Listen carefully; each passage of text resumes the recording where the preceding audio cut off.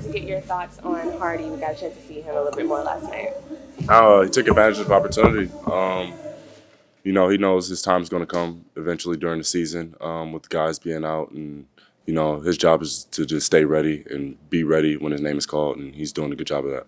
We know you guys are placing Pelicans tomorrow without Zion. Is it more difficult to prepare when a team doesn't have one of their stars to make sure the team is locked in? I mean, this team beat us without their stars last time. So, we owe them one. We have to, come out with better energy than we did last game and try and get a win and try and start another streak.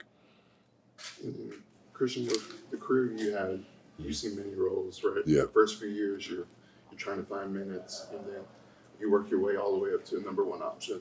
The past couple of years, is Jaden Hardy one of the guys that you take under your wing, just give him some of the experience you've had in your first few years? Yeah, I mean, for sure, and he listens too. He's one of those guys that responds well to criticism and people's opinions, especially with his teammates, and he adapts and he goes out and he tries to prove himself. He tries to carry that chip on his shoulder, and I think is big, especially at a young age, to try and do that. And he's always in the gym working, always one of the last guys to leave. So he's doing great this season. I've always been one of his biggest fans on the team. So I think his time's going to come.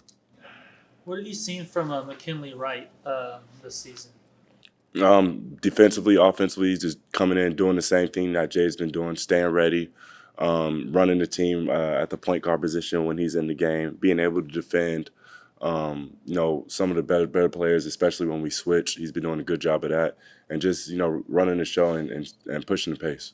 The Celtics got a lot of corner threes. I think they made 8 of them last night. Yeah. What did you see on the defense that could be kind of cleaned up going forward? We were helping out, especially me. I helped out at a strong side corner a few times, and guys were giving up a lot of corner threes, and that's not really what we want. We emphasize the corner, but we don't leave the strong corner.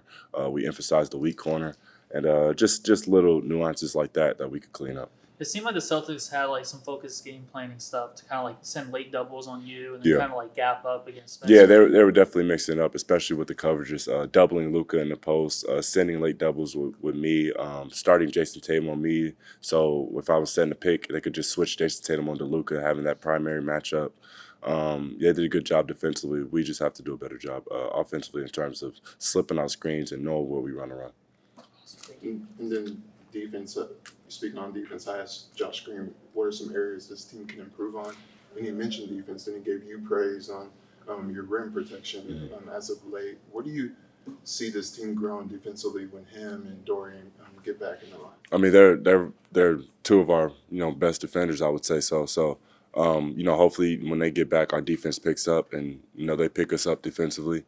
And as of late, we've been helping those guys out while they've been out. Like I said, they're our best two defenders on the team, and even Maxey too, his ability to be able to switch and protect the paint with me as well, and me just stepping up is just going to be even better when those guys get back. Okay. Thank you guys. Thanks, Christian. Yeah, appreciate y'all. So how do you feel, and how close do you feel you are to returning? I feel good. I started doing contact and whatnot now for the last two days. It feels good. It's been tough just because we've had so many games in this, 3-week span where there's not so many, practice days where I'm able to hop in and drills and whatnot. So we're just going to continue to this, see how the elbow feels, put it in situations that, technically it could be vulnerable, and see how it goes through that, and just continue to develop it day by day. Any timetable when you might be able to be in a game? There's no exact timetable. I mean, I'm traveling on this trip, and I've been wanting to play every single game now. But it's making sure I'm doing the right thing for the team, communicating with the strength stuff, coaching stuff, and the treatment room. So, it's a lot of things that go into it. But I just need to make sure that I'm ready for when I do play. Josh, it looks like you're doing a lot of one-on-one pretty aggressive out there. Mentally, do you feel fine being that aggressive right now? Yeah, I feel great. I feel great going into it. I mean, I don't feel like I really lost a step or anything. I feel confident still out there. And I just need to continue to keep that up and, keep working. I play hard, so, just making sure that I'm good to go back to playing like that. If I remember correctly, this happened on a sort of a reach-in?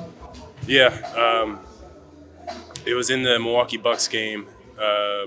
in the first half, kind of got the steal out of bounds, a deflection, and my arm kind of got arm locked by Grayson Allen, and it kind of got stuck and whatnot, and it hurt a lot.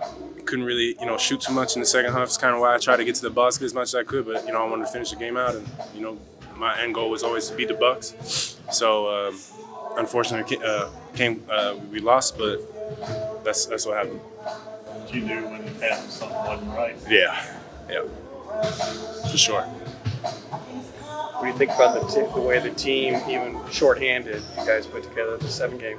I mean, yeah, we've been doing great. Shorthanded or not, we have a plan. We need to continue to be together. We were able to put up 7 games, and we're about to go into